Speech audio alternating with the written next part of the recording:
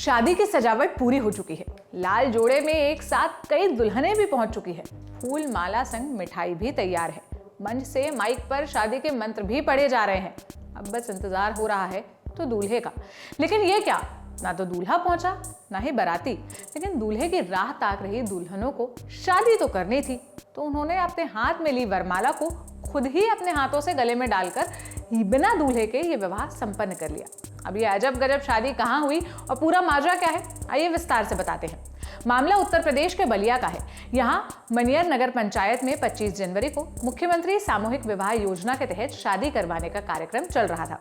इसमें 568 जोड़ों की शादी होनी थी। अब हुआ यूं कि इस सामूहिक शादी में दुल्हनों की संख्या इतनी ज्यादा हो गई कि दूल्हे ही नहीं मिल पाए। फिर क्या था, जो वरमाला लड़के को डालनी थी वो दुल्हनों ने खुद ही अपने गले में डाल लिया। इस पूरी घटना का वीडियो जैसे ही सोशल मीडिया पर वायरल हुआ, तब एक के बाद एक और चौंकाने वाले खुलासे होने लगे। पता चला कि इस शादी में शामिल होने आई कई दुल्हनें तो पहले से ही शादीशुदा हैं। अधिकतर महिलाओं के बच्चे हैं। कई महिलाएं मुख्यमंत्री सामूहिक विवाह योजना के तहत मिलने वाले पैसे और गिफ्ट के मुंह में जबरदस्ती शादी समारोह में शामिल हो गई। और इतना ही नहीं, खुलासा तो ये भी हुआ कि शादी देखने आए नाबालिग लड़कों को भी 2-3 हजार रुपए का लालच देकर शादी में जबरदस्ती बिठा दिया गया। साथ ही जो लड़के दूल्हा बनकर बैठे थे वो भी गमछे या मास्क से मुंह छिपाकर या मुंह ढककर शादी करते दिखे। वहाँ पे 2-3 लोग हमको बढ़िया ही बैठा दिया तो मैं बैठ गया। हाँ, किस लिए बैठा दिया जबरदस्ती? ऐसा ही बैठा दिया था। हाँ, क्या तो मैं बैठ गया था। क्या कहे लो आपको? बोले थे कि 2-3 हजार रुपया देंगे, बैठ जाओ। हाँ, किस लिए? शादी के लिए। शादी के लिए। दुल्हन कहाँ की थी मालूम है? मालूम नहीं है।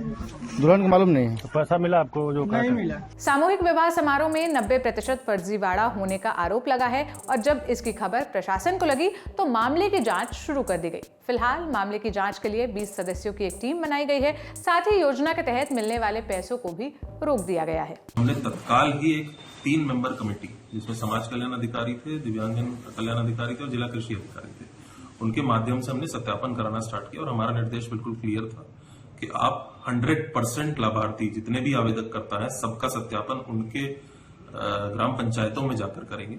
और उस हिसाब से उन्होंने कल रात में हमें एक जांच करके दी है 3 ग्राम पंचायतों की।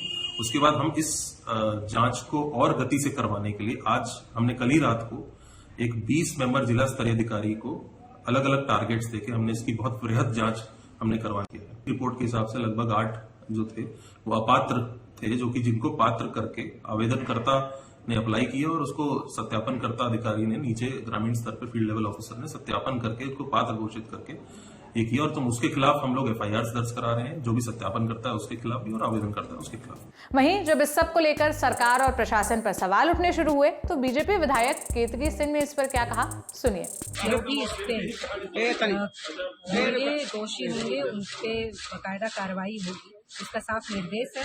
क्योंकि ये गरीबों के लिए योजना है और इसके साथ जो भी खिलवाड़ करेगा उसको बख्शा नहीं जाएगा, कम से कम इस सरकार में तो नहीं बख्शा जाएगा। और ये एक नजीर भी बननी चाहिए कि आने वाले दिनों में भी कोई भी इस तरह की योजना के साथ खिलवाड़ न कर पाए।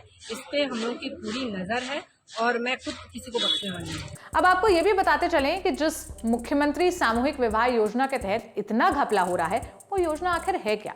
इस योजना में गरीब घर की लड़कियों की शादी सरकारी खर्च पर कराई जाती है। समाज कल्याण विभाग की ओर से इस शादी का आयोजन किया जाता है। इसमें 35,000 रुपए लड़की के बैंक खाते में भेजा जाता है। कपड़े, बिछिया, पायल, बर्तन जैसी चीजें खरीदने के लिए 10,000 रुपए अलग से दिए जाते हैं और साथ ही 6,000 बाराती के स्वागत आदि पर भी खर्च होता है। अब बलिया में बिना दूल्हा के दुल्हन के ब्याह वाले इस फर्जी शादी पर आप क्या सोचते हैं, हमें कमेंट बॉक्स में जरूर बताइएगा। ये सारी जानकारी जुटाई थी मेरी साथी सुप्रिया ने। मेरा नाम सोनल है। देश और दुनिया की तमाम खबरों के लिए ललन टॉप देखते रहिए। शुक्रिया।